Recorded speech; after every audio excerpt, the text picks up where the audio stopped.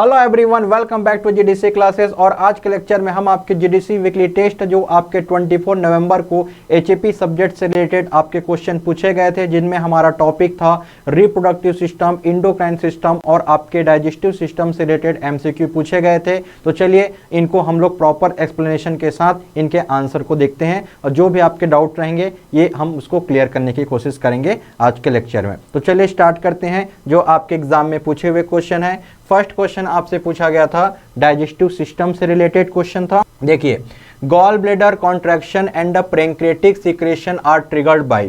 Question आपसे पूछ रहा है गॉल ब्लैडर में क्या स्टोर होता है? आपका बाइल जूस हमारा स्टोर होता है, लीवर बनाता है बाइल जूस, और बाइल जूस का स्टोरेज कहां पर होता है? आपके गॉल ब्लैडर। तो गॉल ब्लैडर को कॉन्ट्रैक्ट करना और पैंक्रियास क्या बनाता है? पैंक्रियाटिक जूस रिलीज करेगा, जिसमें आपके डाइजेस्टिव एंजाइम प्रेजेंट होते हैं, लाइक आपके अमाइलेज, लाइपेज, ट्रिप्सिन। ये हमारे डाइजेस्टिव एंजाइम हैं जो हमारे पैंक्रियास से रिलीज होते हैं। तो इनको ट्रिगर करने वाला आपका हार्मोन्स का नाम पूछा जा रहा है। तो इसका करेक्ट आंसर क्या होगा? आपका CKK, जिसको हम बोलते हैं कोलसिस्टोकाइनिन। ये कहां से रिलीज होगा? ये हमारा रिलीज होता है इस डियोडिनम वाले पार्ट से। ये जो हार्मोन है कोलसिस्टोकाइनिन, जिसको हम लोग CCK बोलते हैं, ये हमारे डियोडिनम वाले पार्ट से सीक्रेट होगा और ये हमारे गॉल ब्लैडर को स्टिमुलेट करेगा कि आप क्या रिलीज कराओ? आप बाइल जूस को रिलीज कराओ। और बाइल जूस को बनाता कौन है? लीवर। याद करना, बाइल जूस फॉर्मेशन का काम लीवर करेगा और यहाँ पर स्टोर होगा। और पैंक्रियास को पैंक्रियाटिक जूस रिलीज करने के लिए भी स्टिमुलेट करेगा ये हमारा CKK हार्मोन जो है, जो डियोडिनम वाले पार्ट से रिलीज होता है, जो स्मॉल इंटेस्टाइन का अपर पार्ट है। क्लियर हुआ? तो इसका करेक्ट आंसर डी होगा। नेक्स्ट क्वेश्चन की तरफ चलते हैं। नेक्स्ट क्वेश्चन आपका द हार्मोन सिक्रेटिन ट्रिगर। अब यहाँ पर इससे पहले हमने CCK सेल के बारे में डिस्कस किया, हार्मोन्स के बारे में, और यहाँ पर जो सिक्रेटिन हार्मोन है ये भी डियोडिनम वाले पार्ट से रिलीज होता है, सिक्रेटिन हार्मोन। और ये स्पेशली आपके पैंक्रियास को स्टिमुलेट करेगा कि पैंक्रियास अपना पैंक्रियाटिक जूस रिलीज करें, जिसमें आपके डाइजेस्टिव एंजाइम प्रेजेंट हैं, लाइक लाइपेज, एमाइलेज, ट्रिप्सिन। ये आपके डाइजेस्टिव एंजाइम जो हमारे पैंक्रियास से रिलीज होते हैं। साथ ही साथ बाइकार्बोनेट आयन को भी रिलीज कराने में हेल्प करता है ये सिक्रेटिन हार्मोन। ये भी हमारे डियोडिनम वाले पार्ट से क्या है? सीक्रेट होता है। इन दोनों में डिफरेंस क्या है? आपका CCK हार्मोन में डिफरेंस क्या है? ये जो CCK कोलसिस्टोकाइनिन जो है ये हमारे डियोडिनम वाले पार्ट से रिलीज होंगे, और ये बोथ आपके गॉल ब्लैडर और साथ ही साथ पैंक्रियास, ये दोनों को स्टिमुलेट करेगा। यहाँ पर बाइल जूस को रिलीज कराने के लिए स्टिमुलेट करेगा, पैंक्रियास को स्टिमुलेट करेगा कि आप पैंक्रियाटिक जूस बनाएं। और हम बात करें आपका सिक्रेटिन का, तो सिक्रेटिन स्पेशली आपके पैंक्रियास को स्टिमुलेट करेगा कि आप पैंक्रियाटिक जूस रिलीज कराएं और बाइकार्बोनेट। तो ये डिफरेंस है इन दोनों में। तो इसका करेक्ट आंसर क्या होगा? सेकंड का पैंक्रियास इसका करेक्ट आंसर होगा। क्लियर? नेक्स्ट क्वेश्चन की तरफ चलते हैं। दोनों हार्मोन्स आपको याद करना है। Gastric secretion is stopped by which hormone. Question पूछ रहा है गैस्ट्रिक सिक्रेशन मतलब HCl की बात हो रही है, जो हमारे स्टोमक से रिलीज होता है HCl। तो HCl का सिक्रेशन कहां से होगा? सबसे पहले तो यही समझ लो, HCl का सिक्रेशन होता है हमारे पेराइटल सेल से। ये क्वेश्चन बहुत इंपॉर्टेंट है कि हमारे स्टोमक में प्रेजेंट होता है पेराइटल सेल, जो कि गैस्ट्रिक HCl का सिक्रेशन करेगा। और इसको स्टिमुलेट कौन करेगा? इसको स्टिमुलेट करने का काम करता है आपका गैस्ट्रिन हार्मोन। तो गैस्ट्रिन हार्मोन क्या करेगा? HCl को रिलीज कराने में हेल्प करेगा। और क्वेश्चन आपसे पूछ रहा है स्टॉप, मतलब इस गैस्ट्रिक HCl को स्टॉप कौन करेगा, इसके रिलीज को? तब आपको आंसर करना है इंटरोगेस्ट्रॉन। ये स्टॉप करता है HCl के सिक्रेशन को। तो इस तरीके से आपको चीज़ों को समझना है कि हमारे स्टोमक में गैस्ट्रिक जूस HCl का सिक्रेशन स्टोमक के पैराइटल सेल से रिलीज होगा। इसको स्टिमुलेट कौन करेगा HCl बनाने के लिए? तो गैस्ट्रिन हार्मोन जो हैं, जो हमारे स्टोमक के जी सेल से ही रिलीज होते हैं। और ये हमारा जो इंटेरोगेस्ट्रॉन जो हार्मोन है, इसका मेन काम क्या है, ये स्टॉप करता है गैस्ट्रिक एसिड के सिक्रेशन को। तो इसका करेक्ट आंसर क्या होगा, option A will be answer. चलिए नेक्स्ट क्वेश्चन की तरफ अब हम लोग मूव करते हैं। Which enzyme is responsible for the emulsification of fat. तो फैट के इमल्सिफिकेशन में कौन सा एंजाइम रिस्पॉन्सिबल है, तो फैट के इमल्सिफिकेशन के लिए रिस्पॉन्सिबल होता है आपका बाइल जूस। और ये बाइल जूस को रिलीज कौन करता है, हमारा लीवर रिलीज करेगा। बाइल जूस स्टोर कहाँ पर होता है, बाइल जूस हमारा स्टोर होगा गॉल ब्लैडर में। और इस गॉल ब्लैडर को स्टिमुलेट कौन करता है, इस गॉल ब्लैडर को स्टिमुलेट करेगा कोलसिस्टोकाइनिन हार्मोन्स। इस गॉल ब्लैडर को स्टिमुलेट करेगा कि आप रिलीज कराओ बाइल जूस। और यही जो बाइल जूस है, इसका मेन काम होता है इमल्सिफिकेशन ऑफ फैट। फैट वाली चीज़ों का इमल्सिफाई करने में हेल्प करता है बाइल जूस जो है। तो एज पर ऑप्शन इसका करेक्ट क्या हो जाएगा, सी आपका करेक्ट आंसर होगा। जैसे लाइपेज की बात करें तो ये लिपिड के डाइजेशन में हेल्प करेगा। अमाइलेज एंजाइम कार्बोहाइड्रेट के डाइजेशन में हेल्प करेगा, स्पेशली स्टार्च को डाइजेस्ट करेगा। रेनिन जो एंजाइम है ये केसिन प्रोटीन मिल्क प्रोटीन को डाइजेस्ट करने में हेल्प करता है। तो इसका करेक्ट आंसर क्या होगा, सी इसका करेक्ट आंसर होगा, जिसको हम लोग शॉर्ट में सी के बोलते हैं। जो कहाँ से सिक्रेट होता है, हमारे डियोडिनम वाले पार्ट से रिलीज होगा, जो कि स्मॉल इंटेस्टाइन का अपर पार्ट है। यही स्टिमुलेट करेगा पेंक्रियास को पेंक्रियाटिक जूस रिलीज करने के लिए, और साथ ही साथ गॉल ब्लैडर को भी कॉन्ट्रैक्ट करेगा कि आप बाइल जूस रिलीज करें, ताकि जो एसिडिक फूड जो हमारी स्टमक से आ रहा है स्मॉल इंटेस्टाइन में, इसको एल्कालाइन नेचर बनाया जा सके, राइट। क्योंकि इसका नेचर क्या होता है, बाइल जूस और पेंक्रियाटिक जूस, इनका नेचर होता है आपका एल्कालाइन नेचर, बेसिक नेचर होता है। और पूरे स्मॉल इंटेस्टाइन का जो एटमॉस्फेयर है क्या रहता है, एल्कालाइन नेचर। स्टोमक में एसिडिक नेचर होगा, फूड का नेचर क्या रहेगा स्टोमक में, acidic, due to the presence of द HCl। HCl की वजह से स्टोमक में जो pH रहता है वो आपका लो होता है, तो वहाँ पर एसिडिक इन्वायरमेंट होगा।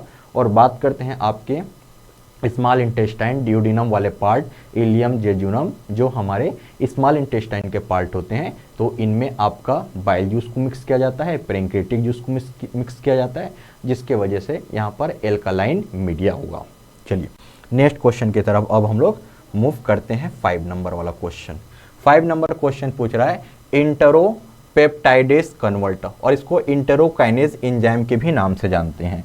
आप तो इसको इंटरोपेप्टाइडेज बोलो या फिर इंटेरोकाइनेज नाम से जानते हैं। ये एक एंजाइम है, क्योंकि लास्ट में आपका क्या जुड़ा हुआ है, एज जुड़ा हुआ है, ये एंजाइम है। इसका दूसरा नाम क्या होता है, इंटरोकाइनेज नाम से भी जानते हैं।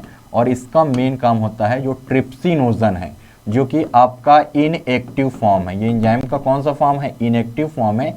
इसको कन्वर्ट करता है ट्रिप्सिन में, जो कि एक्टिव फॉर्म होता है। और इसका मेन काम क्या है, ये प्रोटीन के डाइजेशन में हेल्प करता है। इसका मेन काम डाइजेशन ऑफ प्रोटीन के डाइजेशन में हेल्प करेगा। तो ट्रिप्सिनोजन को ट्रिप्सिन में कन्वर्ट करने का काम कौन करता है, इंटरोपेप्टाइडेज। और ये ट्रिप्सिन एंजाइम रिलीज कहाँ से होता है, ये रिलीज होता है हमारे पेंक्रियास से, जो कि प्रोटीन के डाइजेशन में हेल्प करेगा। और एक और एंजाइम का यहाँ पर मैं नाम लिख देता हूँ आपके लिए, पेप्सिन। और ये जो पेप्सिन है ये भी प्रोटीन के डाइजेशन में हेल्प करता है। और ये रिलीज कहाँ से होता है, आपके स्टोमक से रिलीज होता है। और इसका इनएक्टिव फॉर्म क्या होता है, इसका इनएक्टिव फॉर्म होता है पेप्सिनोजन। तो पेप्सिनोजन पेप्सिन का इनएक्टिव फॉर्म है, और इसको एक्टिवेट होने के लिए क्या चाहिए, गैस्ट्रिक एसिड। दोनों पॉइंट काफी इंपॉर्टेंट हैं।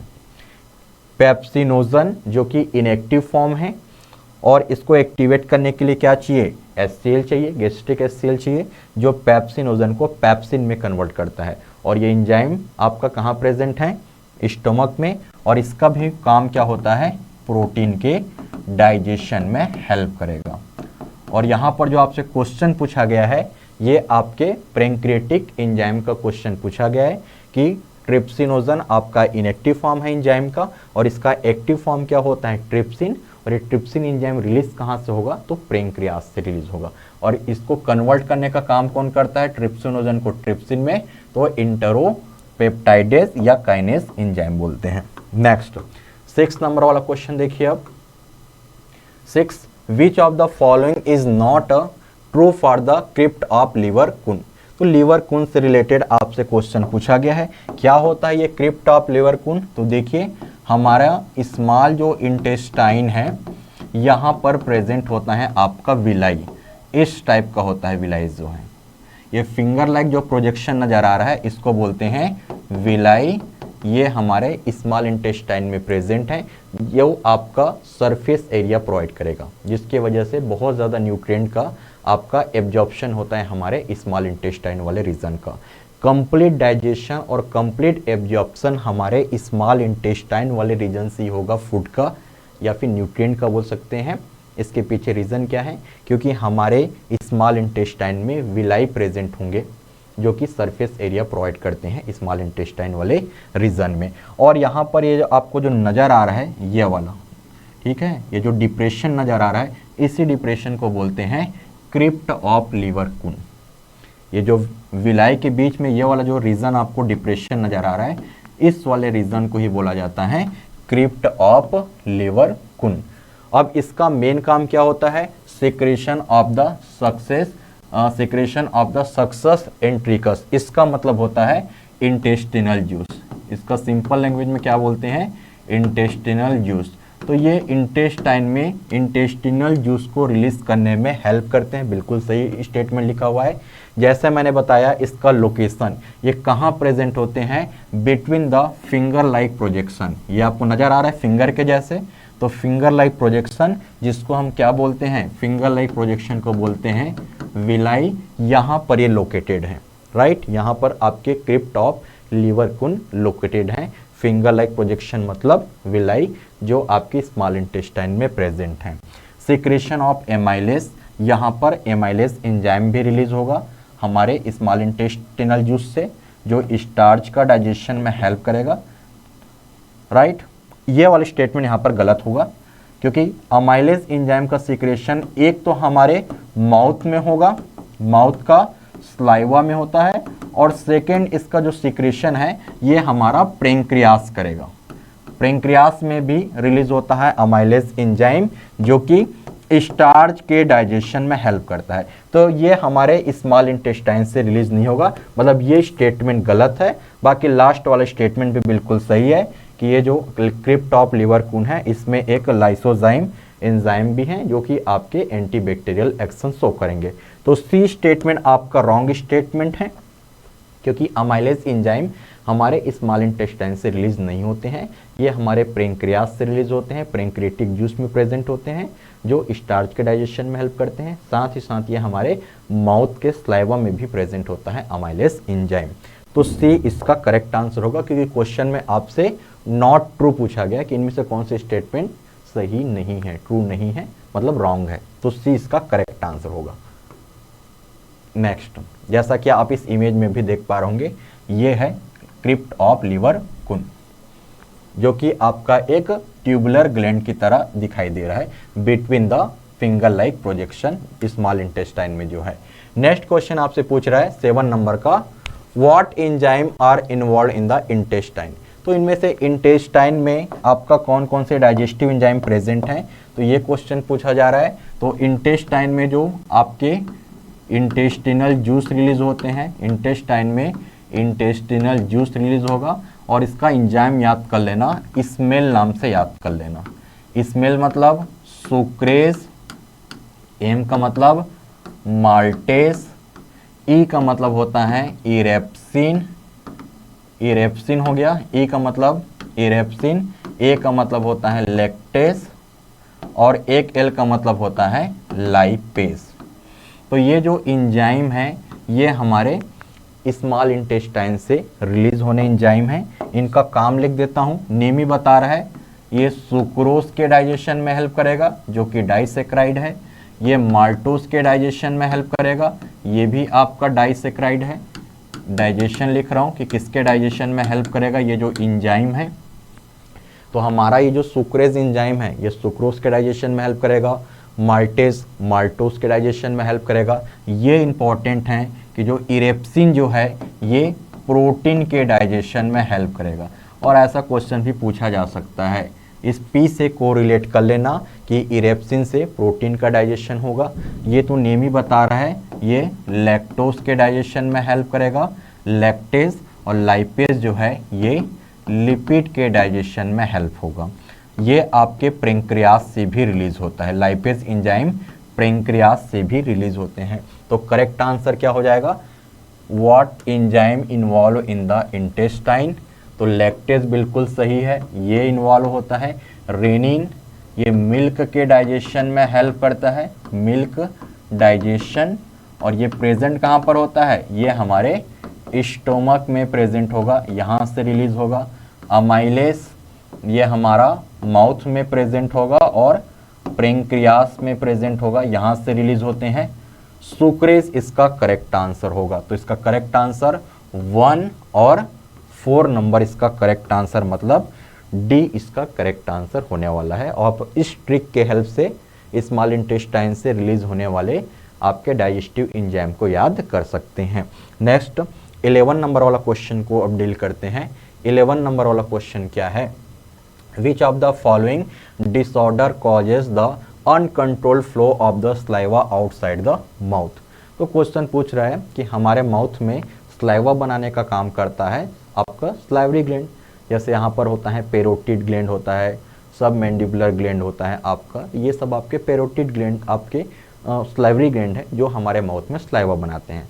अब इनमें किसी तरीके की कुछ प्रॉब्लम आ जाए तो एक्सेस अमाउंट में क्या होता है, स्लाइवा का प्रोडक्शन होता है जो हमारे माउथ से भी बाहर आता है। ठीक है, तो यही आपसे क्वेश्चन पूछा गया है। तो उस डिसऑर्डर को क्या बोलते हैं, उस डिसऑर्डर को बोलते हैं ड्रूलिंग बोला जाता है। उस डिसऑर्डर को क्या बोलते हैं, ड्रूलिंग। आप इमेज से चीज़ों को समझ पाएंगे। जैसे बच्चे का देखिए, एक्सेस अमाउंट में जो स्लाइवा है ये माउथ से बाहर निकल रहा है, मतलब इसको क्या प्रॉब्लम है, ड्रूलिंग का प्रॉब्लम है। तो ड्रूलिंग का सिंपल सा मतलब है जब स्लाइवरी ग्लैंड बहुत ज़्यादा एक्टिवेट हो जाए और बहुत ज़्यादा स्लाइवा का सिक्रेशन करें तो फिर स्लाइवा आउटसाइड माउथ से बाहर निकलेगा और उसी को क्या बोलते हैं, ड्रूलिंग बोला जाता है। क्लियर हो गया। चलिए नेक्स्ट क्वेश्चन की तरफ। जैसे लिखा हुआ है uncontrolled flow of the saliva outside the mouth को ही बोलते हैं ड्रूलिंग, जैसा कि आप इस इमेज में देख पा रहे होंगे।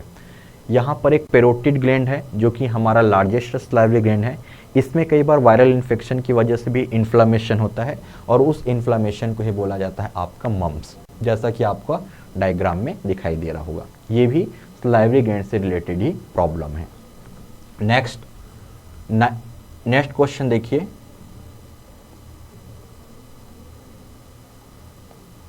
नेक्स्ट क्वेश्चन का शायद सीक्वेंस आपका, चलिए 9 नंबर वाला क्वेश्चन देखिए। 9 नंबर वाला क्वेश्चन क्या है, 9 नंबर वाला क्वेश्चन देखिए, which disorder is the caused due to the secretion of the excess HCl in stomach and caused by the tumour of pancreas. तो पेंक्रियास में ट्यूमर होने की वजह से गैस्ट्रिक HCl का सिक्रेशन एक्सेस में होगा। इस प्रॉब्लम को क्या बोलते हैं, इसको बोलते हैं ज़ोलिंजर-एलिजन सिंड्रोम, शॉर्ट में ZES बोला जाता है। तो पेंक्रियास में ट्यूमर होने की वजह से क्या होगा, गैस्ट्रिक HCl का सिक्रेशन स्टोमक में इंक्रीज होगा और इस प्रॉब्लम को क्या बोलते हैं, आपका ज़ोलिंजर-एलिजन सिंड्रोम। तो इसका डी इसका करेक्ट आंसर होने वाला है। आप देख सकते हैं गैस्ट्राइटिस का मतलब तो सिंपल सा है कि स्टोमक में इन्फ्लामेशन को गैस्ट्राइटिस बोला जाता है। आपका अल्सर क्या होता है, अल्सर ज़्यादातर का आपके स्टोमक या डियोडिनम में HCl का एक्सेस सिक्रेशन की वजह से जो म्यूकस मेम्ब्रेन है इस डैमेज होने की वजह से अल्सर की प्रॉब्लम होगा। लेकिन यहाँ पर यदि हम लोग बात करें ज़ोलिंजर-एलिजन सिंड्रोम में तो ये ट्यूमर ऑफ पेंक्रियास, तो पेंक्रियास में ट्यूमर होने की वजह से स्टोमक में एक्सेस सिक्रेशन होता है HCl का और इसी को बोलते हैं Zollinger Ellison syndrome. Next question, which of the following enzyme are proteolytic enzyme in the pancreatic juice. Question आपसे पूछ रहा है कि आपका प्रोटियोलाइटिक एंजाइम मतलब जो प्रोटीन के डाइजेशन में हेल्प करे और ये कहाँ पर प्रेजेंट हैं, आपके पेंक्रियास की बातें हो रही हैं क्योंकि आपका पैंक्रियाटिक जूस मतलब पेंक्रियास से रिलीज होने वाले डाइजेस्टिव एंजाइम्स की बात हो रही है और वहाँ पर आपसे क्वेश्चन ये पूछ रहा है कि प्रोटियोलाइटिक मतलब जो प्रोटीन के डाइजेशन में हेल्प करें। तो हमारा ये जो ट्रिप्सिन है ये भी प्रोटीन के डाइजेशन में हेल्प करता है, आप इस पी से कोरिलेट कर सकते हैं, राइट। और ये जो आपका इलास्टेज जो एंजाइम है ये भी प्रोटीन के डाइजेशन में हेल्प करता है, और ये तो लिपिड के डाइजेशन में हेल्प करता है। पहले ही बोल रहे हैं लाइपेज मतलब लिपिड के डाइजेशन। तो प्रोटीन के डाइजेशन वाले में आपका 1 हो गया और 4 हो गया, तो करेक्ट आंसर आपका डी इसका करेक्ट आंसर होने वाला है। जैसा कि आप देख पा रहे होंगे, लाइपेज हो गया, फॉस्फोलाइपेज, ये सब आपके लाइपोलाइटिक है, मतलब लिपिड के डाइजेशन में हेल्प करते हैं। अमाइलेज कार्बोहाइड्रेट के डाइजेशन में हेल्प करते हैं, और प्रोटियोलाइटिक एंजाइम में आपका क्राइमोट्रिप्सिनोजन, ट्रिप्सिन और इलास्टेज जो हैं ये हमारे प्रोटीन के डाइजेशन में हेल्प करते हैं। और ये जितने भी एंजाइम हैं ये हमारे पैंक्रियास से रिलीज होने वाले एंजाइम हैं। हमारा पैंक्रियास पैंक्रियाटिक जूस बनाएगा, और पैंक्रियाटिक जूस में ही प्रेजेंट होते हैं आपके डाइजेस्टिव एंजाइम जो हैं। नेक्स्ट क्वेश्चन देखिए 11 number, which of the following statement is incorrect. इनमें से कौन सा स्टेटमेंट इनकरेक्ट है। तो फर्स्ट स्टेटमेंट देखिए आपका क्या लिखा हुआ है, गॉल स्टोन, जो गॉल ब्लैडर में जो स्टोन होता है इसकी बात करें, it is the solid crystalline deposit, बिल्कुल करेक्ट स्टेटमेंट है। कई बार गॉल ब्लैडर में भी स्टोन होता है, जैसे किडनी में किडनी स्टोन होता है, वैसे गॉल ब्लैडर में भी आजकल स्टोन की प्रॉब्लम है जिसमें क्रिस्टल का डिपॉजिट होता है, बिल्कुल सही स्टेटमेंट लिखा हुआ है। Jaundice occur due to the decrease bilirubin level in blood, ये स्टेटमेंट गलत है। जॉन्डिस किसके वजह से होता है, इंक्रीज होता है बिलीरुबिन का लेवल, ब्लड में बिलीरुबिन पिगमेंट का लेवल इंक्रीज होने की वजह से जॉन्डिस की प्रॉब्लम होती है। और जॉन्डिस को पीलिया बोला जाता है, जिसमें पूरा बॉडी येलो पड़ जाता है, येलो कलर का पिगमेंट देखने को मिलता है बॉडी में। तो ये स्टेटमेंट इसका रॉन्ग स्टेटमेंट है। बाकी हेपाटाइटिस मतलब इन्फ्लामेशन ऑफ लिवर, लिवर के इन्फेक्शन को हेपाटाइटिस बोला जाता है। और पैंक्रियाटिस मतलब आइटिस मतलब इन्फ्लामेशन ही होता है, ये पैंक्रियास का इन्फ्लामेशन है। तो इसमें रॉन्ग स्टेटमेंट कौन सा हो गया आपका, बी रॉन्ग स्टेटमेंट हो गया कि जॉन्डिस बिलीरुबिन के इंक्रीज होने की वजह से होगा, ना कि डिक्रीज। नेक्स्ट क्वेश्चन 12 नंबर वाला क्वेश्चन देखिए क्या लिखा हुआ है आपका, which of the following is the difficulty in the digestion या absorption of the nutrient from the small intestine. यदि स्मॉल इंटेस्टाइन में कोई भी चीज़ हम ले रहे हैं, फूड वगैरह न्यूट्रिएंट वगैरह हम ले रहे हैं, और उसका प्रॉपर तरीके से एब्जॉर्प्शन नहीं हो पा रहा है स्मॉल इंटेस्टाइन से, क्योंकि कंप्लीट एब्जॉर्प्शन न्यूट्रिएंट का कहाँ पर होता है, हमारे स्मॉल इंटेस्टाइन से ही होता है। जो भी हम फूड ले रहे हैं उन फूड का कंप्लीट डाइजेशन, जो भी उसमें न्यूट्रिएंट हैं उनका कंप्लीट डाइजेशन हमारे स्मॉल इंटेस्टाइन वाले पार्ट से होगा।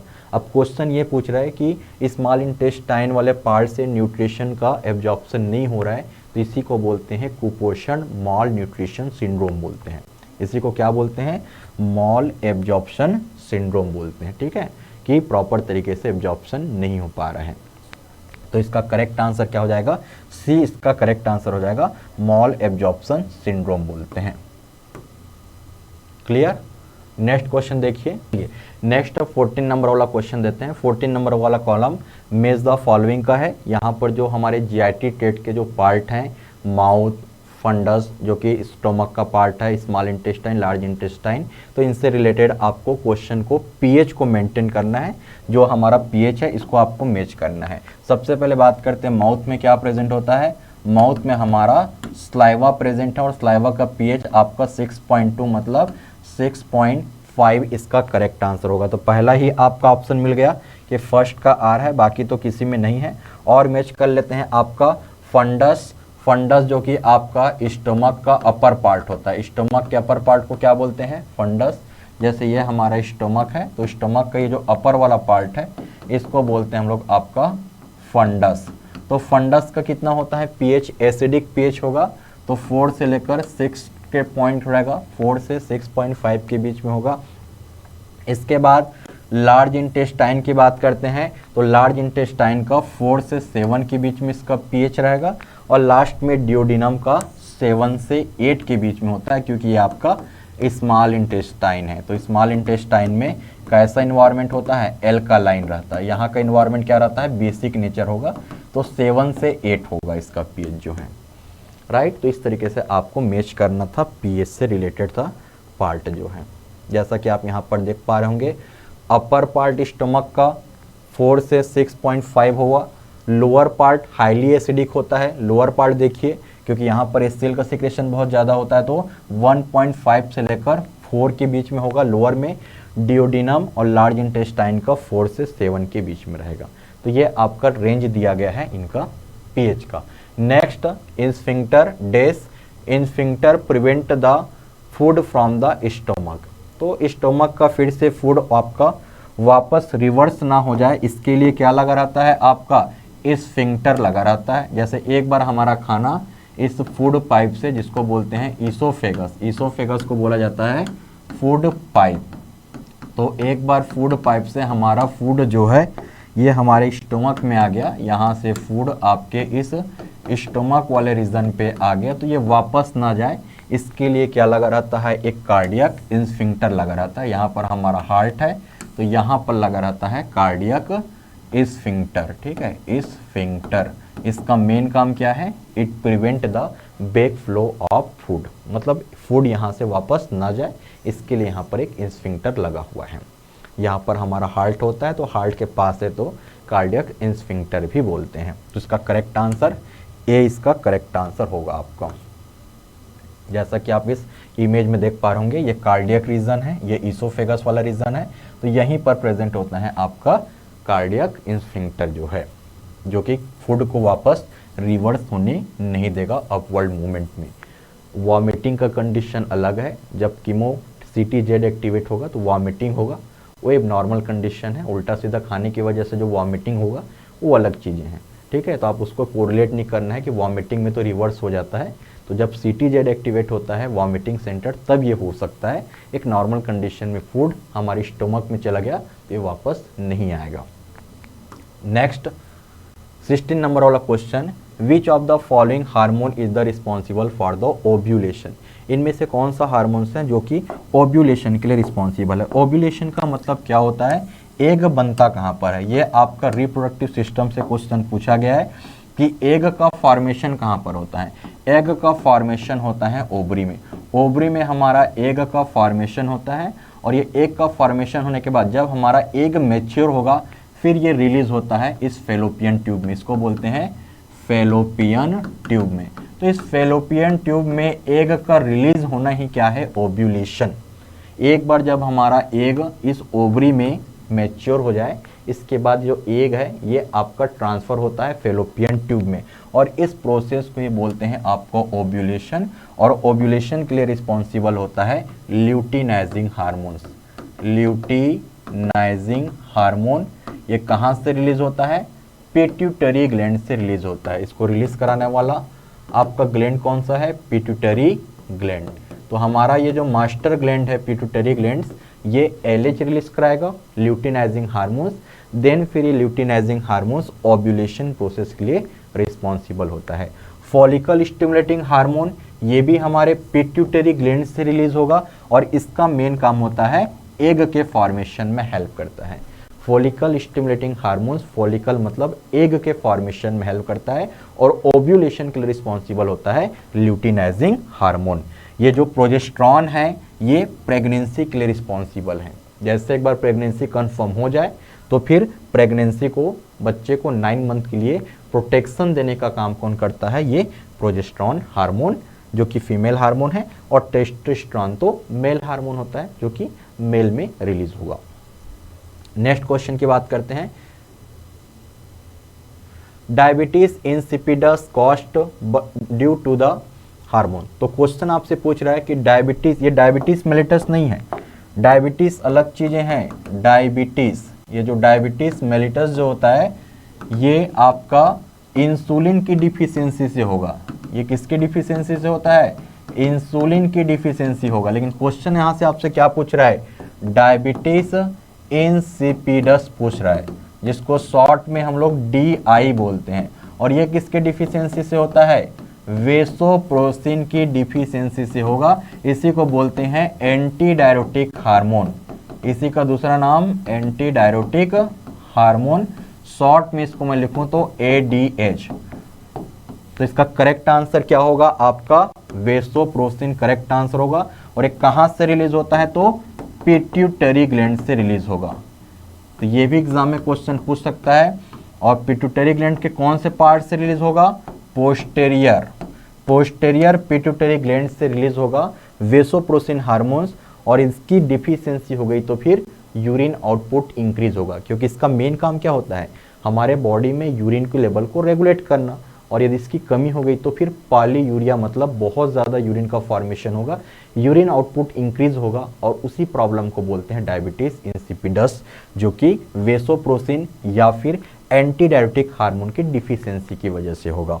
नेक्स्ट क्वेश्चन 18 नंबर वाला क्वेश्चन देखिए, जैसा एक्सप्लेनेशन में देखिए, ये वाटर बैलेंस करने का काम करता है हमारे बॉडी में, और इसकी कमी होने से क्या होता है, ओवर प्रोडक्शन होता है यूरिन का, over production of urine may cause diabetes insipidus, और इंसुलिन की कमी से क्या होता है, ब्लड शुगर लेवल हाई होता है। Next, Sertoli cell are regulated by the pituitary hormones known as. तो सर्टोली सेल क्या करता है, आपका स्पर्म के लिए रिस्पॉन्सिबल होता है आपका, जैसे लिडिक सेल होता है हमारे टेस्टिस, मेल की बात कर रहे हैं, मेल में होता है लिडिक सेल जो कि टेस्टोस्टेरॉन बनाने का काम करता है, टेस्टोस्टेरॉन। वैसे ही आपके टेस्टिस में, मेल के टेस्टिस में क्या होता है, मेल के टेस्टिस में होता है सर्टोली सेल जो कि स्पर्म के लिए रिस्पॉन्सिबल होता है, स्पर्म के फॉर्मेशन में रिस्पॉन्सिबल है। तो यहाँ पर इसको रेगुलेट कौन करता है, इसको रेगुलेट करेगा पिट्यूटरी ग्लैंड्स, और यहाँ पर कौन सा हार्मोन्स काम करेगा, तो याद करना फॉलिकल स्टिमुलेटिंग हार्मोन। तो फॉलिकल स्टिमुलेटिंग हार्मोन्स फीमेल में क्या करता है, ये फीमेल में एग बनाने में हेल्प करता है, और मेल में क्या करेगा, स्पर्म के लिए रिस्पॉन्सिबल है, स्पर्म के प्रोडक्शन में हेल्प करता है। तो करेक्ट आंसर क्या होगा, ये राइट। ल्यूटिनाइजिंग हार्मोन का काम में क्या होता है, ल्यूटिनाइजिंग हार्मोन्स फीमेल में ओव्यूलेशन कराएगा, इसका भी हमने क्वेश्चन किया हुआ था, एग को रिलीज कराने में हेल्प करता है ओवरी से, और मेल में क्या करता है, तो मेल में टेस्टोस्टेरॉन बनाने में हेल्प करता है, टेस्टोस्टेरॉन हार्मोन को रिलीज कराने में हेल्प करता है। इस लिडिक सेल को स्टिमुलेट करेगा कि आप क्या बनाओ, टेस्टोस्टेरॉन, और ये दोनों हार्मोन्स कहाँ से रिलीज होते हैं, पिट्यूटरी ग्लैंड से। तो ये हो गया आपका 18 का करेक्ट आंसर, ए हो गया। Next 19, which of the following hormone is not secreted by the pars distalis region of the pituitary. तो ये आपका क्वेश्चन पूछा गया है, इस लाइन का मतलब होता है इंटीरियर पार्ट, इसका मतलब क्या होता है, इंटीरियर, इंटीरियर मतलब फ्रंट साइड, सामने वाले लोब को बोलते हैं इंटीरियर। अब इंटीरियर से आपका प्रोलैक्टिन हार्मोन भी रिलीज होता है, पिट्यूटरी ग्लैंड्स के इंटीरियर लोब से क्या रिलीज होता है, इंटीरियर लोब से आपके प्रोलैक्टिन हार्मोन भी रिलीज होगा जो मिल्क के सिक्रेशन में हेल्प करता है, ग्रोथ हार्मोन भी रिलीज होगा जो बॉडी के ग्रोथ के लिए रिस्पॉन्सिबल है, और फॉलिकल स्टिमुलेटिंग हार्मोन जो अभी हमने डिस्कस किया, फॉलिकल्स बनाएगा, एग बनाने में हेल्प करता है। तो जो तीनों हार्मोन हैं ये आपके एंटीरियर पिट्यूटरी ग्लैंड से रिलीज होते हैं, और यहाँ पर ये जो ऑक्सीटोसिन हार्मोन है और एक अभी हमने डिस्कस किया एंटी डायरेटिक हार्मोन, ये दोनों रिलीज होते हैं पोस्टीरियर लोब से होते हैं, पोस्टीरियर मतलब back side, posterior lobe of pituitary glands. तो पिट्यूटरी ग्लैंड्स के पोस्टीरियर पार्ट से रिलीज होते हैं ऑक्सीटोसिन और एंटी डायरेटिक हार्मोन। तो इसका करेक्ट आंसर आपका डी होगा। नेक्स्ट 20 नंबर वाला क्वेश्चन देखते हैं। देखिए इंटीरियर पार्ट से prolactin hormone, thyroid stimulating hormones, adrenocorticotropin hormones, ये हमारे एडिनल्स ग्लैंड्स को स्टिमुलेट करेगा। Then follicle stimulating hormones, luteinising hormones जो आपके गोनेट्स ग्लैंड मतलब आपके टेस्टिस और ओवरी को स्टिमुलेट करेगा स्पर्म और एग फॉर्मेशन के लिए। नेक्स्ट क्वेश्चन देखते हैं 20 नंबर वाला क्वेश्चन। 20 क्वेश्चन है आपका, this hormone is not secreted bye hypothalamus. Question आपसे पूछ रहा है कि इनमें से कौन सा हार्मोन है जो हाइपोथैलेमस से सीक्रेट नहीं होगा। तो इसके लिए एक सिंपल सा हम लोग आपके लिए ट्रिक बता रहे हैं आपको कि जिस एंजाइम में देखिए हार्मोन्स में, देखिए हार्मोन्स की बात कर रहे हैं, हार्मोन्स में रिलीजिंग वर्ड आया है, जहाँ जहाँ पर रिलीजिंग हार्मोन्स लिखा है समझ लेना ये कहाँ से रिलीज होता है, हमारे हाइपोथैलेमस से रिलीज होगा। और जहां पर भी स्टिमुलेटिंग हार्मोन्स लिखा है, ये स्टिमुलेटिंग हार्मोन्स लिखा रहेगा तो आप तो समझ जाना ये हमारे पिट्यूटरी ग्लैंड से रिलीज हो रहा है। बस इस तरीके से आप चीज़ों को याद करो कि रिलीजिंग हार्मोन्स आया तो आप समझ लेना कि ये हार्मोन्स कहाँ से रिलीज हो रहा है, हाइपोथैलेमस से। स्टिमुलेटिंग वर्ड आया, स्टिमुलेटिंग हार्मोन्स आया तो आप समझ लेना ये हार्मोन्स कहाँ से रिलीज हो रहा है, आपके पिट्यूटरी ग्लैंड से। तो इसका करेक्ट आंसर क्या हो जाएगा, बी इसका करेक्ट आंसर होगा कि जो फॉलिकल स्टिमुलेटिंग हार्मोन्स हैं ये हमारे पिट्यूटरी ग्लैंड से रिलीज होंगे, और हाइपोथैलेमस से रिलीज होने वाले हार्मोन्स के नाम से पहले रिलीजिंग वर्ड आता है, राइट। जैसे gonadotropin releasing hormones, corticotropic releasing hormones, thyrotropic releasing hormones. चलिए नेक्स्ट क्वेश्चन 21 वाले क्वेश्चन को अब हम लोग डिस्कस करते हैं। ये देखिए सब हार्मोन्स में आपको नजर आ रहा होगा, हाइपोथैलेमस में releasing releasing releasing and releasing, एक आपका डोपामिन याद कर लो और एक आपका somatostatin. Next, the hormone secreted by kidney, इनमें से कौन सा हार्मोन है जो आपके किडनी से सिक्रेट होता है। तो किडनी से सिक्रेट होने वाले हार्मोन्स क्या होता है, एक तो होता है इरिथ्रोपोइटिन, इरिथ्रोपोइटिन ये भी आपके किडनी से रिलीज होंगे, और जो आपका रेड ब्लड सेल के प्रोडक्शन को स्टिमुलेट करता है। ये क्वेश्चन पूछा जाता है कि जो इरिथ्रोपोइटिन हार्मोन है ये कहाँ से रिलीज होता है, हमारे किडनी से रिलीज होगा, जो कि रेड ब्लड सेल के प्रोडक्शन को क्या करता है, स्टिमुलेट करता है। और साथ ही साथ थ्रोम्बोपोइटिन हार्मोन भी रिलीज करेगा, और जो कि प्लेटलेट्स का, ये हमारे प्लेटलेट्स के एक्टिवेशन में हेल्प करता है, इसका स्टिमुलेट करता है। तो प्लेटलेट्स के लिए क्या होता है, थ्रोम्बोप्लास्टिन, क्योंकि प्लेटलेट्स को क्या बोलते हैं, प्लेटलेट्स को बोलते हैं थ्रोम्बोसाइट। थ्रोम्बोसाइट का मतलब क्या होता है, प्लेटलेट्स। तो प्लेटलेट्स के भी प्रोडक्शन को स्टिमुलेट करता है हमारा किडनी, कौन सा हार्मोन रिलीज करता है, थ्रोम्बोपोइटिन हार्मोन। और साथ ही साथ रेड ब्लड सेल के प्रोडक्शन को भी स्टिमुलेट करता है, कौन सा हार्मोन रिलीज करता है, इरिथ्रोपोइटिन। बट एक चीज आपको याद करना है यहाँ पर कि जो थ्रोम्बोपोइटिन हार्मोन है ये प्राइमरी तौर पे कहाँ से रिलीज होते हैं, तो प्राइमरी हम लोग बात करें तो आपका आंसर लीवर आएगा। तो सबसे ज़्यादा कहाँ रिलीज होता है, लीवर में, और थोड़ा बहुत आपके किडनी में भी रिलीज होगा। तो यदि आपका ऑप्शन में लीवर किडनी दोनों का भी दें तो आपको प्राइमरी ऑप्शन क्या लेना है, लीवर लेना है। जब बच्चे का फिटल स्टेट पे होता है, जब बच्चे का जन्म नहीं हुआ है, जब बच्चा अभी फिटल स्टेज में है, तो उस टाइम पे ब्लड का प्रोडक्शन कहाँ पर होता है, लीवर में ही होता है। तो वहीं पर ही क्या बनता है आपका थ्रोम्बोपोइटिन। तो ऑप्शन के हिसाब से आपको काम करना है। यहाँ पर तो वैसे आपका लीवर नहीं दिया गया था, बाकी मेन आपके लीवर में बनता है ये थ्रोम्बोपोइटिन हार्मोन जो है, इसके अलावा किडनी और बोन मेरो में भी बनता है, राइट। नेक्स्ट फिर हम लोग बात करते हैं आपका रेनिन भी आपका रिलीज होता है। रेनिन आपका हार्मोन भी रिलीज होता है किडनी से, जो कि बीपी को रेगुलेट करने में हेल्प करता है। Next, the endocrine gland responsible for the body circadian rhythm. तो सर्काडियम रिदम, और इसी को हम लोग बायोलॉजिकल क्लॉक भी बोलते हैं, ठीक है। इसी को हम लोग क्या बोलते हैं, बॉडी का बायोलॉजिकल क्लॉक बोलते हैं। बायोलॉजिकल क्लॉक कहने का मतलब है हमारे सोने का स्लीप और जगने का अवेक, इस साइकिल को रेगुलेट करता है। सबका सोने का जगने का टाइम क्या रहता है, फिक्स रहता है। खाने का पीने का टाइम सबका अपने हिसाब से सबका फिक्स रहता है, उसी को बोलते हैं सर्काडियम रिदम। कोई 10 बजे सोता है रात को, तो कोई 12 बजे सोता है, कोई 7 बजे उठता है सुबह, कोई 10 बजे उठता है। तो ये सब क्या है, आपके सर्काडियम रिदम है, राइट। कोई 10 बजे खाना खाता है तो कोई 7 बजे खाना खाता है। तो सबके बॉडी में आपका एक सर्काडियम रिदम चल रहा है, जो पर्सन टू पर्सन वेरी करता है, उनके नेचर ऊपर रहता है ये चीज़ें जो हैं। तो ये सबको रेगुलेट कौन कर रहा है, ये सबको रेगुलेट करने की रिस्पॉन्सिबिलिटी है आपका पीनियल ग्लैंड का। यही आपका मेलाटोनिन नाम का एक एंजाइम हार्मोन है, मेलाटोनिन नाम का एक हार्मोन को रिलीज करेगा, और जिसके वजह से अपने को नींद आएगा, स्लीप आएगा, राइट। तो सर्काडियम रिदम पूछे, बायोलॉजिकल क्लॉक पूछे, या फिर मेलाटोनिन हार्मोन रिलीज कहाँ से होता है, तीनों का आंसर आपको क्या करना है, पीनियल ग्लैंड, राइट। सोने का जगने का टाइम फिक्स रहता है हमारा, इसको रेगुलेट कौन कर रहा है, पीनियल ग्लैंड, और इसी को ही बोलते हैं सर्काडियम रिदम। नेक्स्ट 23 का देखिए, विच gland control the basic metabolic rate. Basic metabolic rate मतलब हमारे कार्बोहाइड्रेट, लिपिड, प्रोटीन, इन सब के मेटाबॉलिज्म को कंट्रोल कौन करता है, आर्गन की बात करें तो लीवर कंट्रोल करता है, लीवर में मेटाबॉलिज्म का प्रोसेस होता है। इसके अलावा आपका एक ग्लैंड है, उसका नाम है ये थायराइड ग्लैंड। तो यहाँ पर जो नेक रीजन पे हमारा जो थायराइड ग्लैंड है, ये भी हमारे बेसल मेटाबॉलिक रेट को, मतलब कार्बोहाइड्रेट लिपिड प्रोटीन के मेटाबॉलिज्म रेट को कंट्रोल करने की पावर रखता है, ठीक है, इसको भी ये कंट्रोल करेगा। तो इसका करेक्ट आंसर क्या होगा, आपका थायराइड इसका करेक्ट आंसर होगा।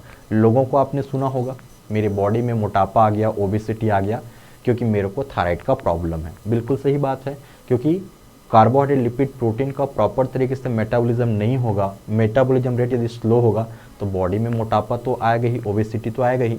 सेम प्रॉब्लम थायराइड के पेशेंट में भी देखने को मिलता है, राइट, क्योंकि उनमें थायराइड हार्मोन सही से रिलीज नहीं होता है, ठीक है। तो करेक्ट आंसर इसका थायराइड ग्लैंड होगा। और यही जो थायराइड ग्लैंड है, ये लार्जेस्ट इंडोक्राइन ग्लैंड है। पूरे इंडोक्राइन ग्लैंड का सबसे लार्जेस्ट हम किसको बोलते हैं, थायराइड ग्लैंड। ये भी पॉइंट यहाँ से याद कर लेना। Next, in male which hormone stimulate the Leydig cell to produce testosterone. ये हमने डिस्कस भी किया है कि हमारे टेस्टिस में क्या प्रेजेंट होता है, मेल के टेस्टिस में प्रेजेंट होता है लिडिक सेल, और इस लिडिक सेल का काम क्या है, ये टेस्टोस्टेरोन का रिलीज करेगा। ये क्या बनाएगा, टेस्टोस्टेरोन। और इसको स्टिमुलेट कौन करता है, पिट्यूटरी ग्लैंड, और पिट्यूटरी ग्लैंड को एलएच इसको क्या करेगा, स्टिमुलेट करेगा।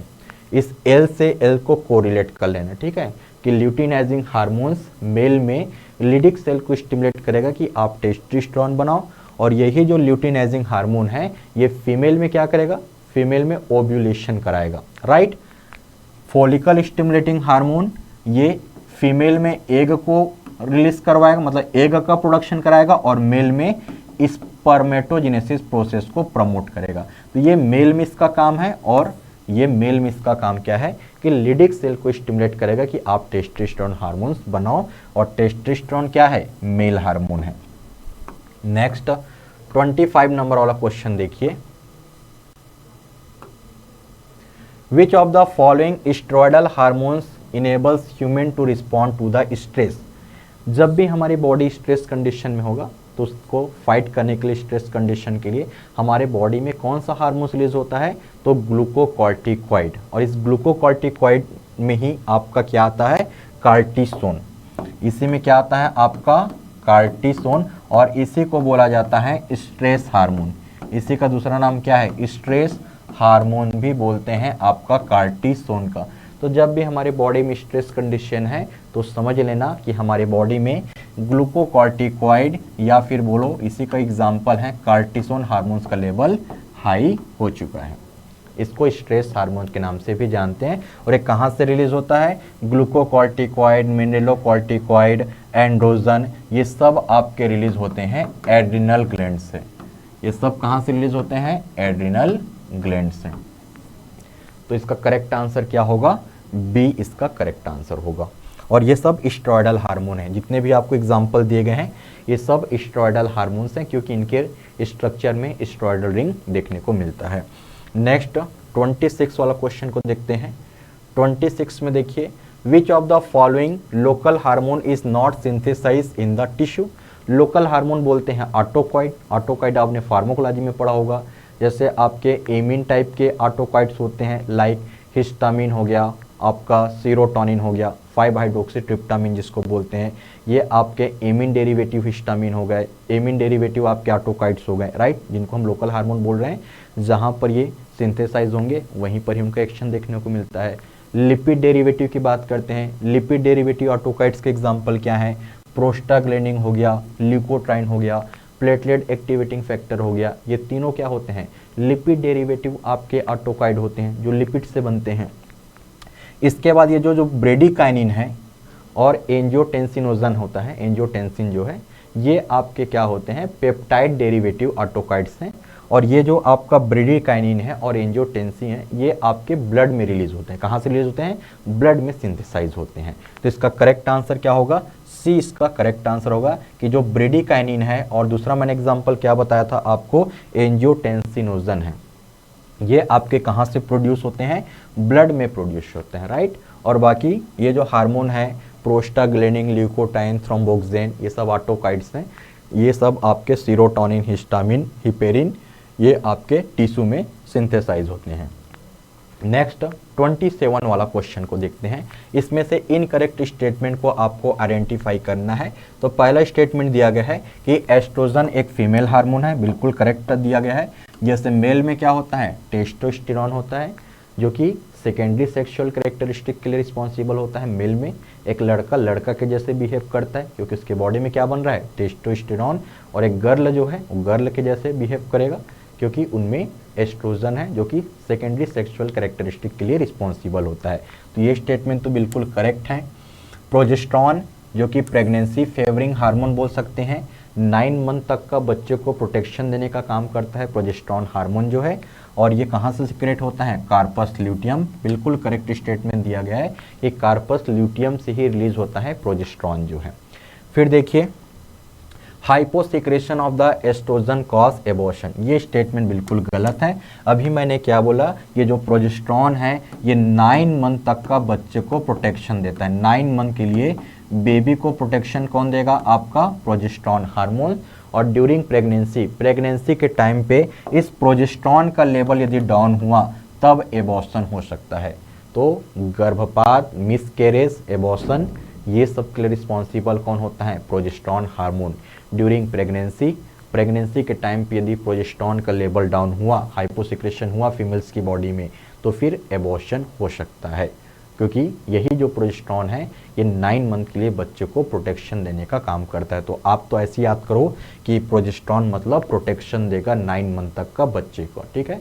ये क्या करता है, जो बच्चादानी है यूट्रस का एंडोमेट्रियम है इसको मेंटेन करके चलता है। और यदि 9 मंथ से पहले प्रोजेस्टेरॉन का लेवल डाउन हुआ तो फिर बच्चादानी यूट्रस जिसमें बच्चा है ये मेंटेन नहीं हो पाएगा, यूट्रस बच्चादानी, और फिर गर्भपात, एबॉर्शन के चांसेस हो सकते हैं। तो ये स्टेटमेंट क्या है, इसका गलत स्टेटमेंट लिखा हुआ है।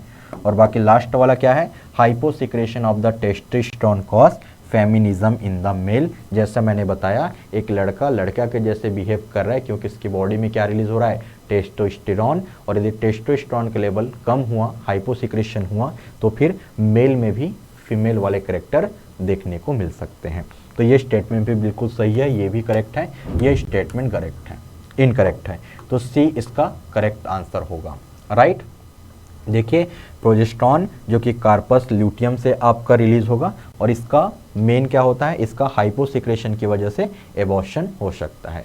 बाकी बात करें एस्ट्रोजन का मेन काम क्या है, ये सेकेंडरी सेक्सुअल कैरेक्टरिस्टिक के लिए रिस्पॉन्सिबल है। कहाँ से रिलीज होता है, ग्राफियन फॉलिकल से, ओवरी से रिलीज होता है एस्ट्रोजन जो है।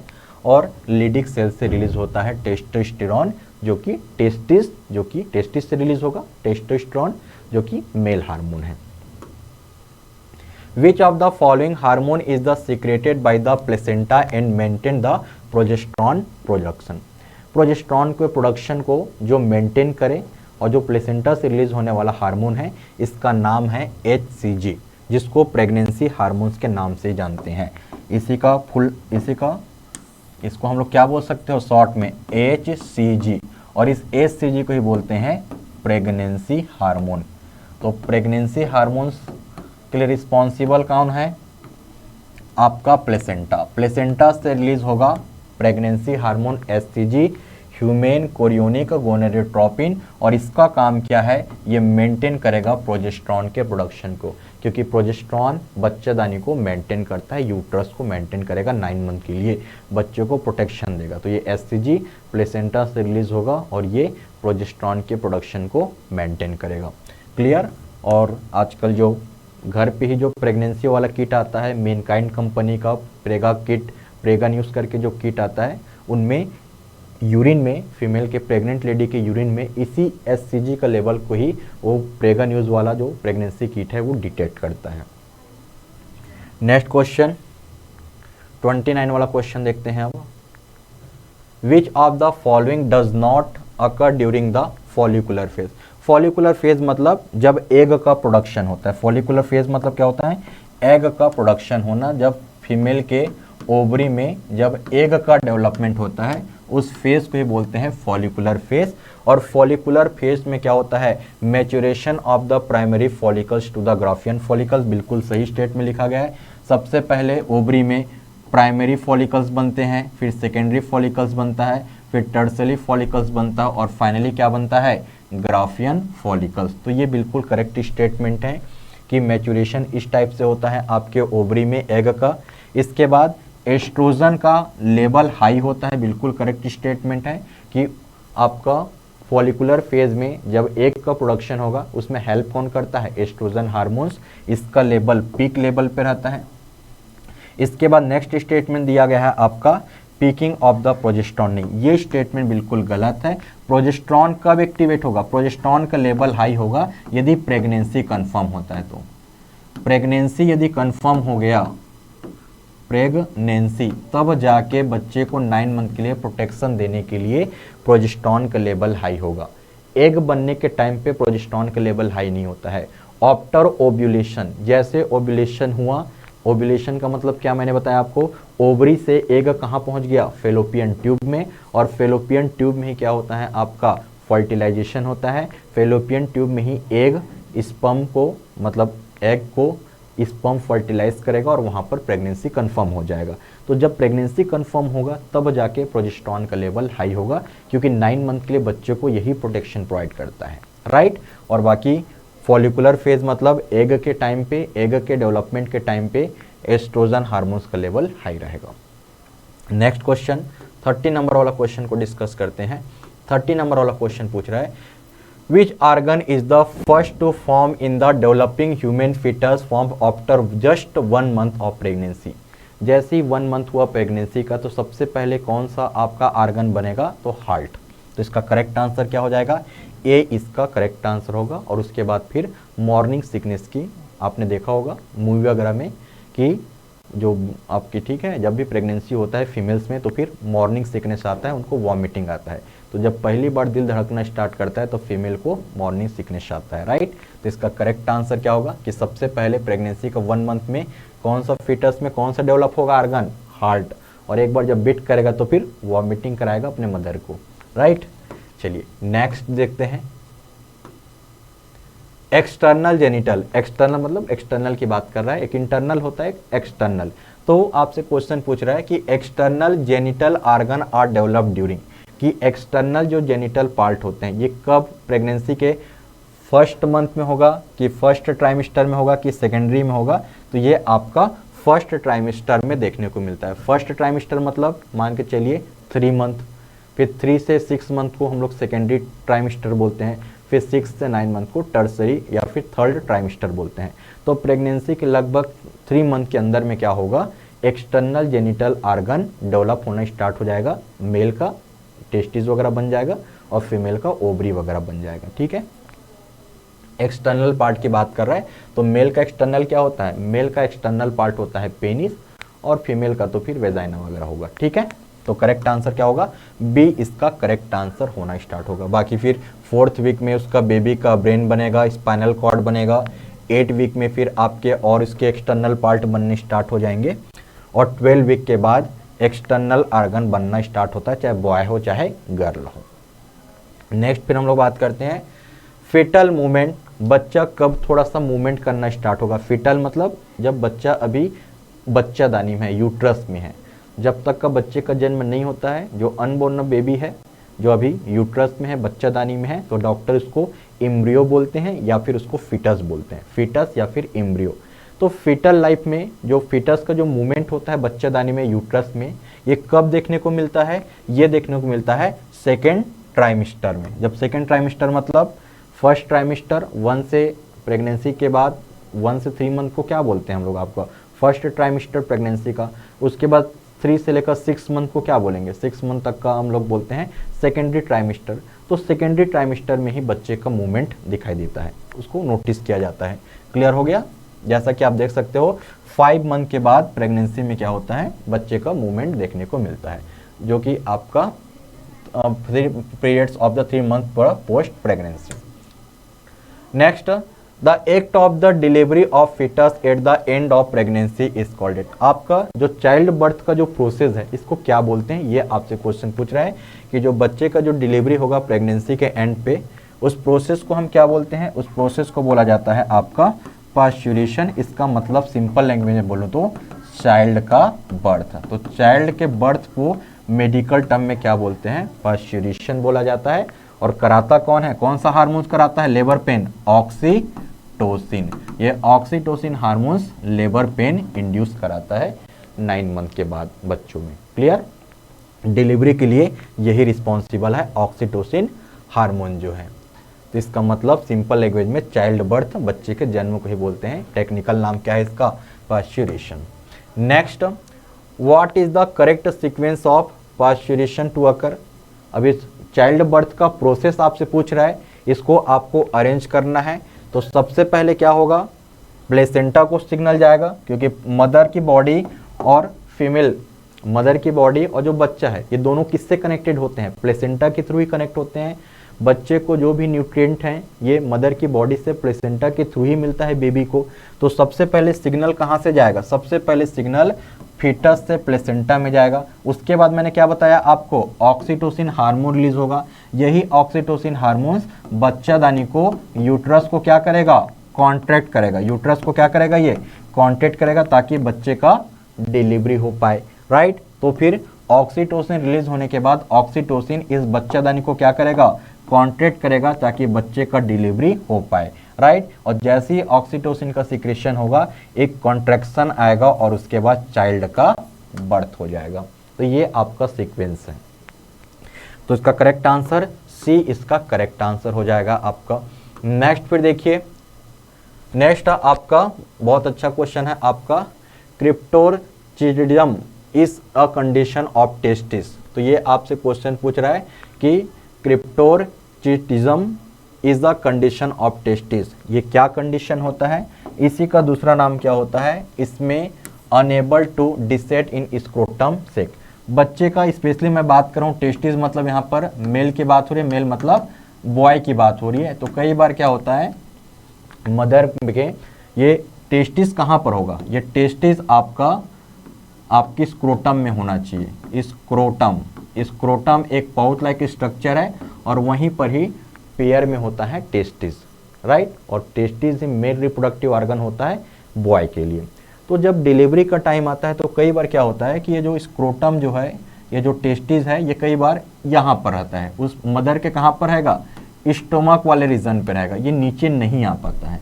और जब ये नीचे नहीं आ पाएगा स्क्रोटम में, इस प्रॉब्लम को ही बोला जाता है आपका क्रिप्टोर्चिडिज्म, जिसमें अनेबल टू डिसेंड मतलब नीचे इन द स्क्रोटम सेक। कई बार बच्चों में देखने को मिलता है प्रेगनेंसी के टाइम पे, कई सारे बच्चों में क्या होता है, इनका ये जो बॉय की ही हम बात कर रहे हैं कि जो बॉय का ये जो इसको आपका टेस्टिस है, ये टेस्टिस को कहाँ पर आना चाहिए था, स्क्रोटम में। लेकिन कई बार ये टेस्टिस क्या है, स्टोमक रीजन पे ही, एब्डोमिनल रीजन पे रहेगा, नीचे नहीं आ पाता है। और इस प्रॉब्लम को ही बोलते हैं आपका क्रिप्टोर्चिडिज्म। क्लियर हुआ इसका मतलब आपको।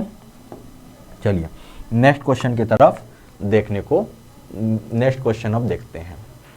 एक जेनिटल प्रॉब्लम है जो के जन्म टाइम पर होता है, जिसमें जो टेस्टिस है वो प्रॉपर तरीके से प्लेस नहीं हो पाता है स्क्रोटम में, ठीक है। उसको आना कहाँ पर चाहिए था, स्क्रोटम में। लेकिन कई बार क्या होता है, वो आपका वो मदर के स्टोमक एब्डोमिनल रीजन पे ही टेस्टिस होता है, वो नीचे नहीं आ पाता है। तो फिर ऑपरेशन करके उन चीज़ों को करेक्ट करते हैं डॉक्टर जो हैं।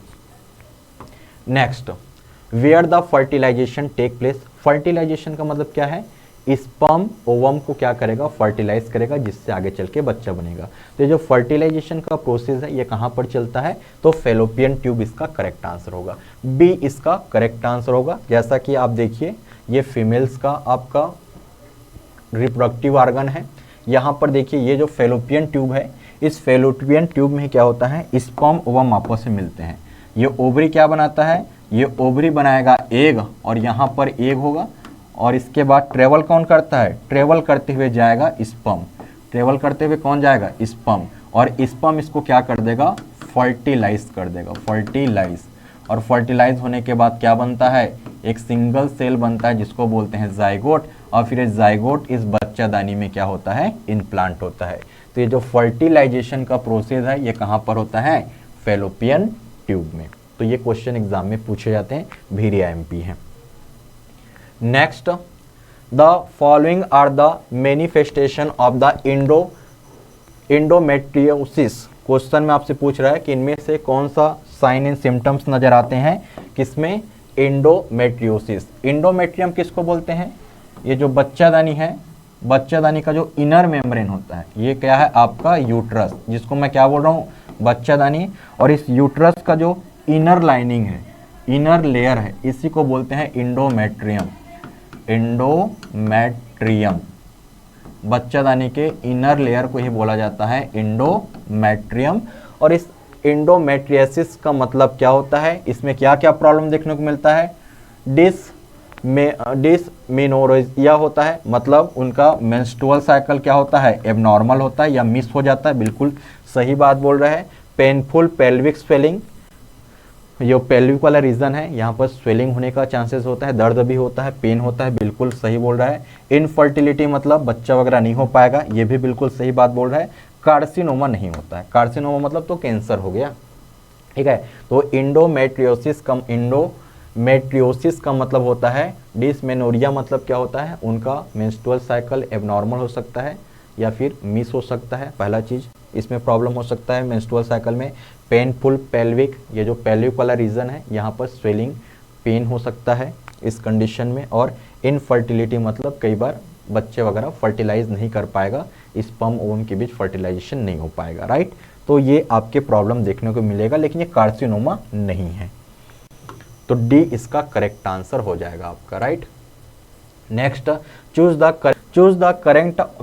The correct order for the pathway of sperm from the testis to the outside of body. तो टेस्टिस में ही क्या बनता है, टेस्टिस में ही स्पर्म का प्रोडक्शन होगा और आउटसाइड द बॉडी पेनिस के थ्रू ये आपका लास्ट में वेजाइना के पास पहुंचेगा फीमेल का, राइट। ये फीमेल के वेजाइना में आपका इंटर करेगा। तो आपका सीक्वेंस पूछ रहा है, तो सबसे पहले क्या होता है, सबसे पहले आपका एपिडिडिमिस सबसे पहले बनेगा कहाँ पर, स्पर्म बनेगा टेस्टिस में। स्पर्म कहाँ पर बनेगा, टेस्टिस। टेस्टिस के बाद जो एपिडिडिमिस है इसमें मैच्योरेशन होता है, maturation of sperm. Sperm mature कहाँ पर होता है आपका एपिडिडिमिस। इसके बाद ये आपका वास डिफरेंस एक पाइप है जिसको हम लोग डक्टस डिफरेंस भी बोलते हैं। इसके थ्रू ये कहाँ इंटर करेगा, पेनिस में इंटर करेगा। तो ये सीक्वेंस बिल्कुल करेक्ट है कि सबसे पहले टेस्टिस में स्पर्म का प्रोडक्शन होगा, इसके बाद टेम्परेरी तौर पे जो स्पर्म है ये कहाँ पर स्टोर होता है, एपिडिडिमिस में, जहाँ पर स्पर्म का मैच्योरेशन होता है। मैच्योर होने के बाद वास डिफरेंस पाइप से ये पेनिस में इंटर करेगा, राइट। तो पेनिस में इंटर करेगा और इस वास डिफरेंस पाइप को ही क्या बोलते हैं, डक्टलेस डिफरेंस भी बोलते हैं, डक्टस बोलते हैं, क्या बोलते हैं, डक्टस डिफरेंस भी बोलते हैं। नेक्स्ट फिर बात करते हैं, तो बी इसका करेक्ट आंसर होगा। जैसा कि आप यहाँ पर देखिए, ये है आपका टेस्टिस, जो स्क्रोटम नज़र आ रहा है ये वाला, ये टेस्टिस है और टेस्टिस में ही बन रहा है स्पर्म। और उसके बाद इस टेस्टिस के ही अपर में देखिए यहाँ पर क्या है, ये है आपका एपिडिडिमिस, यहाँ पर ये आपका मैच्योर होगा स्पर्म जो है। इसके बाद वास डिफरेंस से होते हुए इजाकुलेटिंग होते हुए कहाँ पर पहुँच जाएगा, पेनिस में पहुँच जाएगा। और पेनिस में क्या होता है, यूरेथ्रा। ये पेनिस है तो पेनिस में क्या होता है, यूरेथ्रा। नेक्स्ट फिर क्वेश्चन देखते हैं, the lytic enzyme released by the sperm. तो लाइटिक एंजाइम स्पर्म में कहाँ रिलीज होते हैं, ये आपसे क्वेश्चन पूछ रहा है।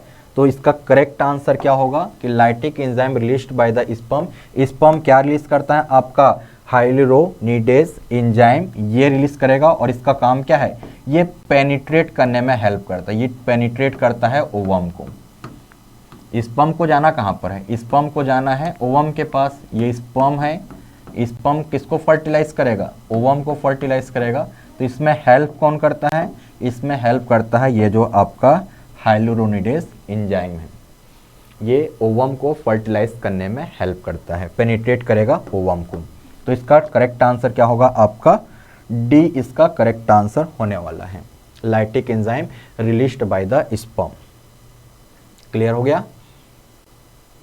नेक्स्ट क्रिप्टोर, अभी हमने डिस्कस किया था क्रिप्टोसिटिज्म इज अ कंडीशन इन विच, इसमें क्या हमने डिस्कस किया था कि जो testis fail to the descent in the scrotum, जो टेस्टिस है वो प्रॉपर तरीके से स्क्रोटम में प्लेस नहीं हो पाता है किसी वजह से। कई सारे बच्चों में प्रॉब्लम देखने को मिलता है, फिर ऑपरेशन करके चीज़ों को उनके स्क्रोटम में शिफ्ट कर दिया जाता है, उनके टेस्टिस को। तो प्रेगनेंसी के टाइम पे क्या होता है या फिर बच्चे के जन्म के टाइम पे कई बार उनका जो टेस्टिस है, स्पेशली हम लोग बॉय की बात कर रहे हैं कि उनका जो टेस्टिस है इनको कहाँ पर शिफ्ट होना चाहिए, स्क्रोटम में। बहुत लाइक स्ट्रक्चर होता है स्क्रोटम, वहीं पर आपका प्लेस होता है हमारा मेल का जो टेस्टिस है। तो कई सारे बच्चों में प्रॉपर तरीके से प्लेस नहीं हो पाता है और इस कंडीशन को क्या बोलते हैं, क्रिप्टोरसिज्म, चिटिज्म, चीटिंग हो गया बच्चे के साथ, राइट।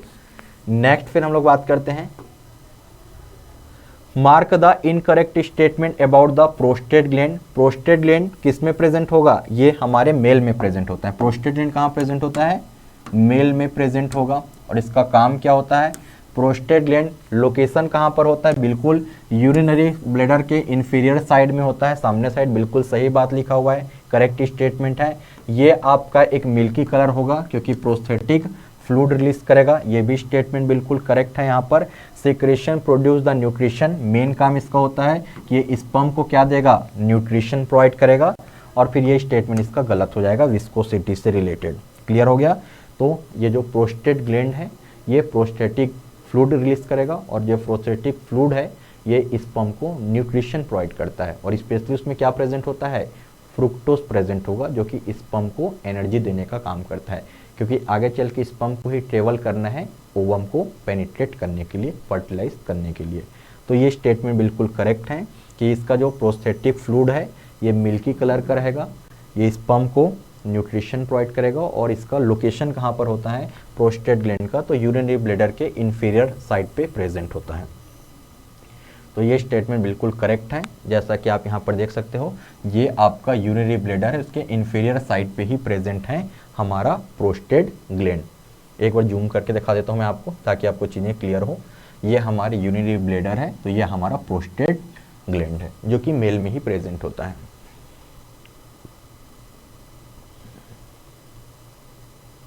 चलिए नेक्स्ट क्वेश्चन,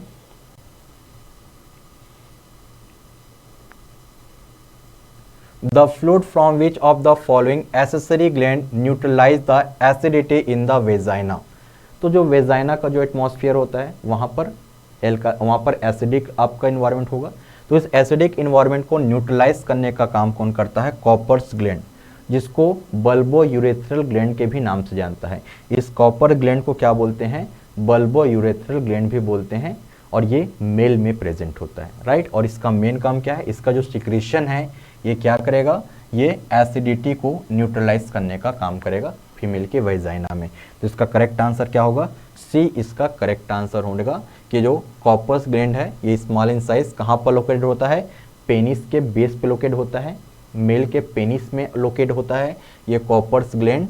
और ये आपका सेक्सुअल स्टिमुलेशन के टाइम पे ये क्या करेगा, जो alkaline this gland secret the alkaline fluid, ये क्या रिलीज करता है, ये जो आपका कॉपर्स ग्लैंड है जिसको हम लोग बल्बर यूरेथ्रल ग्लैंड बोलते हैं, ये एल्कलाइन फ्लूइड रिलीज करेगा जो कि न्यूट्रलाइज करेगा वेजाइना के एसिडिटी को। वेजाइना का पीएच लगभग 5 होता है वहाँ पर फ्लूइड का।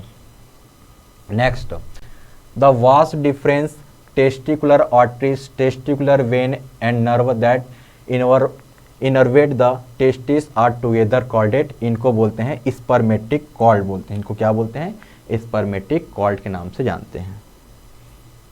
ये आपके मेल की बात चल रही, ठीक है। मेल में क्या होता है, स्पर्मेटोजेनेसिस होता है। तो इन सब को साथ में क्या बोल रहे हैं, इनर्वेट बोल रहे हैं। तो स्पर्मेटोजेनेसिस जो कि स्पर्म बनेगा, जो कि मेल में बनेगा। वास्ट डिफरेंस पाइप है जिसके बारे में हमने डिस्कस किया कि वास्ट डिफरेंस जो होता है वो टेस्टिस से स्पर्म को पेनिस तक का ट्रांसफर करने का काम करेगा। टेस्टिकुलर आर्टरी, जो टेस्टिस में जो आर्टरी है, वेन है, ये जो नर्व की सप्लाई है, ये सबको हम लोग साथ में क्या बोलते हैं, स्पर्मेटिक कॉर्ड बोलते हैं, ठीक है। स्पर्मेटिक कॉर्ड के नाम से जानते हैं। Next, among the following which is the not included in the female external genital.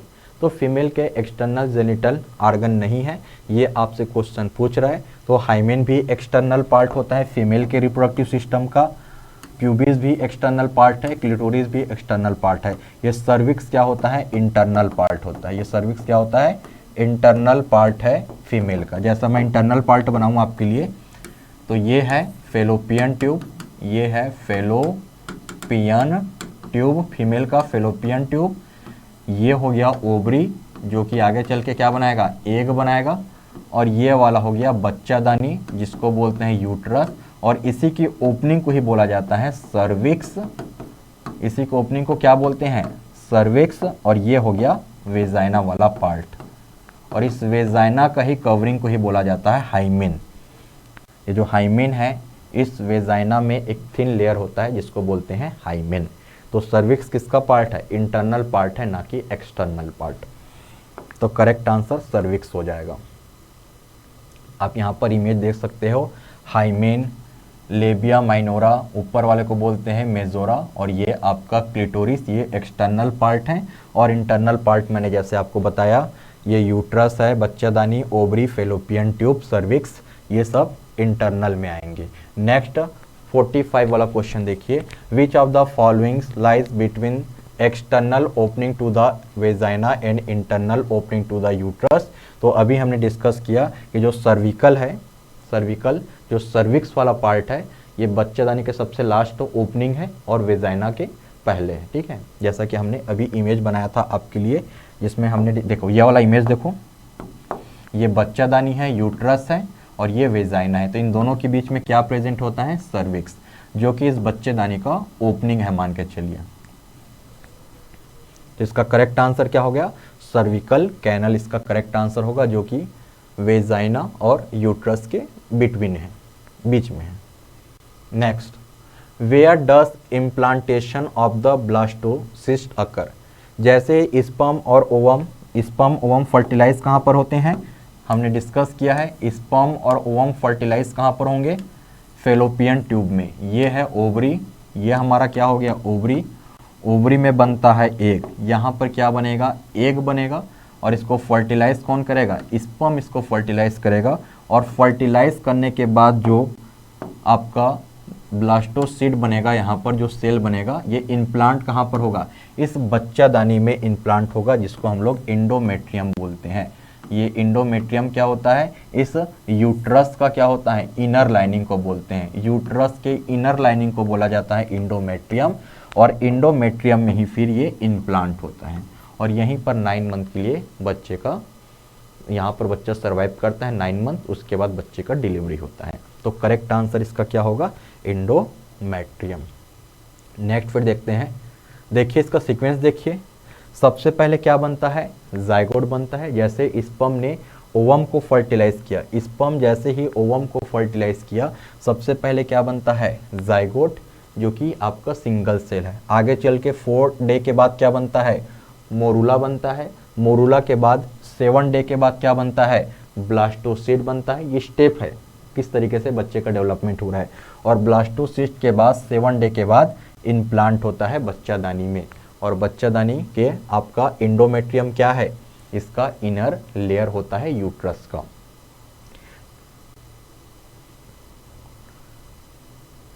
Next, name the site of sperm maturation.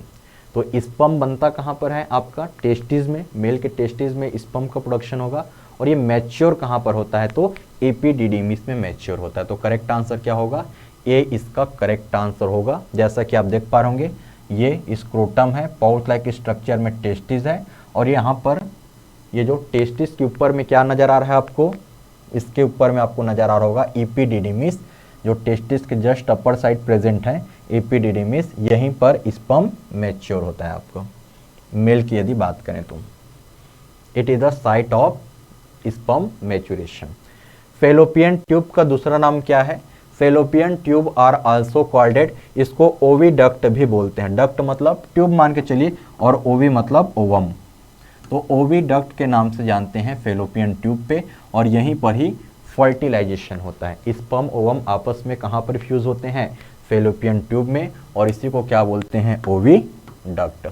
Next फिर देखिए, ये है फेलोपियन ट्यूब, यहीं पर ही स्पर्म ओवम फ्यूज होके जाइगोट बनता है, मोरूला बनता है, जो अभी हमने देखा ब्लास्टोसिस्ट बनता है, और फिर फाइनली यहाँ पर इम्प्लांट होता है बच्चादानी में, इंडोमेट्रियम में। तो ये पूरा प्रोसेस हमने डिस्कस किया हुआ है आपको। ओविडक्ट मतलब fallopian tube. Crypt of Lieberkuhn, इसके बारे में डिस्कशन हुआ है। क्रिप्ट ऑफ लिवर कून कहाँ प्रेजेंट होते हैं? ये हमारे स्मॉल इंटेस्टाइन में प्रेजेंट होते हैं, जो कि इंटेस्टिनल जूस रिलीज कराने में हेल्प करते हैं। ये जो फिंगर लाइक प्रोजेक्शन नज़र आ रहा है, इसको हम बोलते हैं विलाई, जो हमारे स्मॉल इंटेस्टाइन में प्रेजेंट है। और इनके जो डिप्रेशन वाला पार्ट है, यहाँ उसको बोलते हैं क्रिप्ट ऑफ लिवर कून। इनका मेन काम क्या है? ये इंटेस्टिनल जूस को रिलीज करेंगे। नेक्स्ट फिर देखिए आज का last question, which of the following is the heterocrine gland. इसमें से हेट्रोक्राइन ग्लैंड का एग्जाम्पल आपको बताना है। तो हेट्रोक्राइन ग्लैंड का एग्जाम्पल है आपका पेंक्रियास, क्योंकि पेंक्रियास आपका इंडोक्राइन एक्टिविटी भी परफॉर्म करेगा और एक्सोक्राइन। इंडोक्राइन मतलब जो हार्मोन्स रिलीज करते हैं, जैसे हमारे पेंक्रियास से insulin hormone, glucagon hormones release होते हैं जो हमारे ब्लड शुगर लेवल को रेगुलेट करते हैं। और हमारे पेंक्रियास से डाइजेस्टिव एंजाइम भी रिलीज होते हैं लाइक अमाइलेज, लाइपेज, ट्रिप्सिन। तो ये आपके दोनों की तरह काम करते हैं। तो इनको मिक्स्ड ग्लैंड भी बोलते हैं या फिर हेट्रोक्राइन ग्लैंड की कैटेगरी में रखते हैं, जो कि एक ही है हमारे पूरे बॉडी में, राइट, जो इंडोक्राइन और एक्सोक्राइन ग्लैंड दोनों की तरह वर्क करता है। तो डियर स्टूडेंट, आज हमने आपके 50 इंपॉर्टेंट एमसीक्यू को डिस्कस किया है, जो आपके वीकली टेस्ट में आज एचईपी सब्जेक्ट से पूछा गए थे।